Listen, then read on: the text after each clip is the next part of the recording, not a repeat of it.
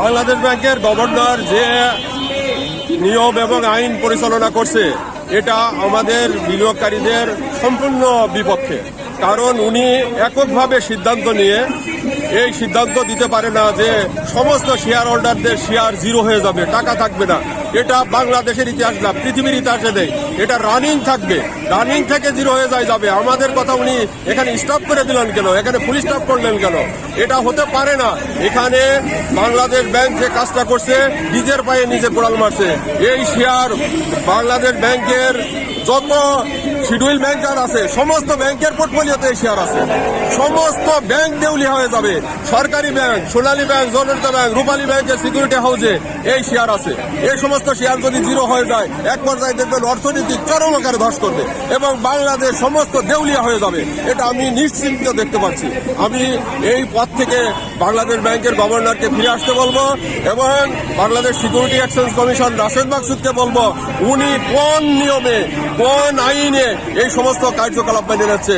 যেমন অডিট ফার্মগুলি এখানে অনৈতিকভাবে অডিট করে যায়, সেটা রিপোর্টগুলো খবর দেয় এবং পরিচালনা পরিষদ সমস্ত শেয়ার বিক্রি করে চলে গেছে। তারা কি করে পরিচালক থাকে?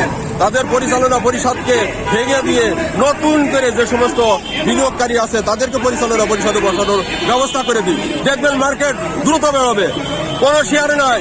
দেখবেন পরিচালনা পরিষদের অপশনে দেখা যাবে 1.5 শেয়ার নাই, অথচ তারা মালিক হয়ে বসে রয়েছে। 15 লক্ষ টাকা 20 লক্ষ টাকা স্যালারি তুলতেছে। এটা কোনো প্রকারে হতে পারে না। বাঙালি এটা মেনে নেবে না, বাংলাদেশের মানুষ এটা মেনে নেবে না, বিনিয়োগকারী 35 লক্ষ বিনিয়োগকারী এটা মেনে নেবে না। আমি মনে করি উনার রাশেদ মাকসুদ সাহেবের দ্রুত পদত্যাগ করা উচিত এবং বাংলাদেশ ব্যাংক এই 5টা ব্যাংকের যে মার্জ ঘোষণা করছে এটা অব্যাহতি দিয়ে নতুন উনি এটার জন্য দায়ী। উনি প্রথম অবস্থায় বলছে এই সমস্ত ব্যাংক দুর্বল, উনার ডিক্লিয়ার দেওয়ার দরকার কি ছিল? এই বাংলাদেশ ব্যাংকের যখন ডিক্লিয়ার দিছে তখন দেখা যাচ্ছে যে সমস্ত লোক টাকা তোলার জন্য হুড়মুড় খেয়ে পড়ছে এবং সেই ব্যাংকগুলো উনি নিজে দুর্বল করে তুলছে। আমি মনে করি উনি দায়ী এই জন্য এই বাংলাদেশের যদি অর্থনীতি উনি যারা লুটপাট করছে তাদেরকে দায়মুক্ত করছে এবং তাদেরকে দায়মুক্ত করে উনার ছত্রছায়ায় যে সমস্ত লোক আছে তাদেরকে সুবিধা দেওয়ার ব্যবস্থা করে দিচ্ছে।